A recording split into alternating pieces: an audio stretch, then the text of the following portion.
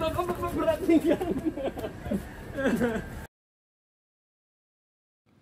months bago ako mag-30, nag-decide ako na kailangan ko nang simulan yung mga physical activities na gusto kong magawa sa buhay.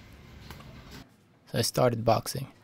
Wraps na may padding na lang muna habang nagre-research pa ako ng gloves na gusto ko. Wala pa rin akong proper shoes, so pwede na muna yung Skechers na slip-ons.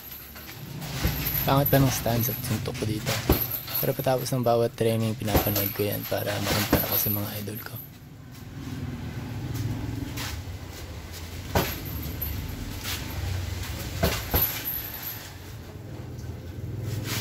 So yan, dumating na yung bagong gloves. Itong Hayabusa S4 gloves ang napili ko dahil sa wrist support. Ngayon, hindi na ako matatakot na sumuntok ng todo.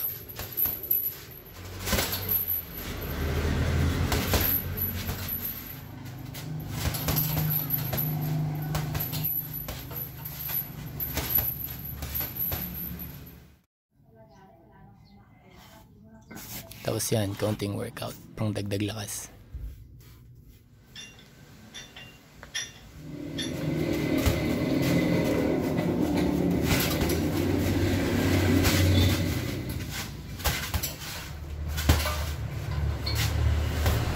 Nagpalit rin ako ng elastic wraps na medyo mas mahaba.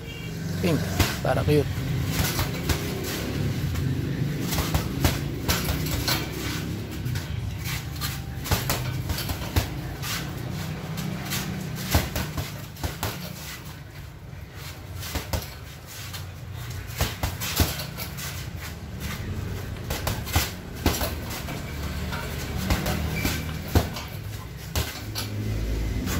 Bagong tattoo ako sa daliri, bawal muna sumuntok. Practice muna tayo ng head movement sa footwork.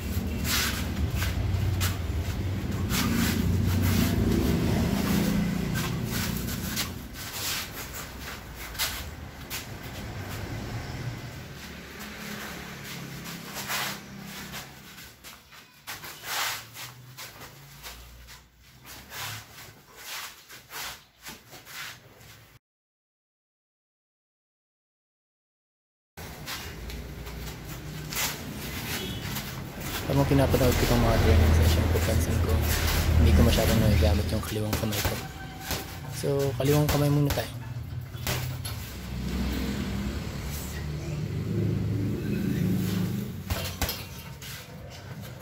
Laking pasasalamat ko talaga sa Shopee na kuha ko ng murang CrossFit training shoes for 2K. Ayan. Puma Fuse 32. Bilang may sapatos na, hindi na nakakayang pumunta sa gym. So tara dito. First time ko, so nahiya pa ako mag-record. Bumili na rin ako ng mouthpiece para sa aming dalawa ng anak ko. Bilang advisor ng coach sa gym. Itong recording basis. Pro Platinum naman to. Yan, balik sa gym. Pangatlong beses ko na dito sa hindi na ako nahiyan magpaalam mag-video. Sparring ulit. Noong una pa lang alam ko na gusto ko nang makipag-sparring as early as possible dahil alam ko na iba talaga kapag meron akong kalaban.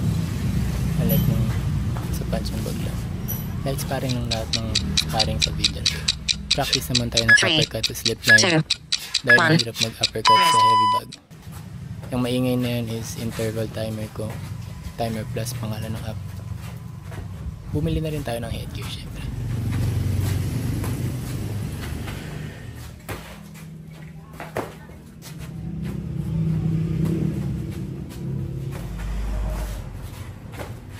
Welcome sa bahay namin sa Zamboanga. Nakaraming sparring session din ako dito. Mahalagang bagay para ma-incorporate sa heavy bag training natin.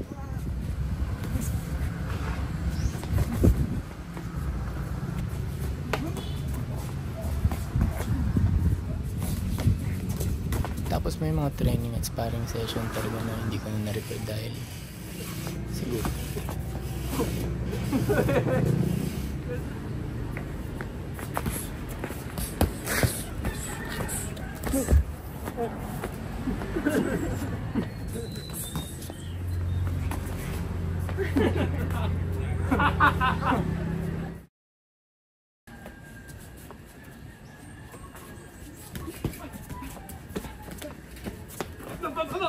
Parating yan.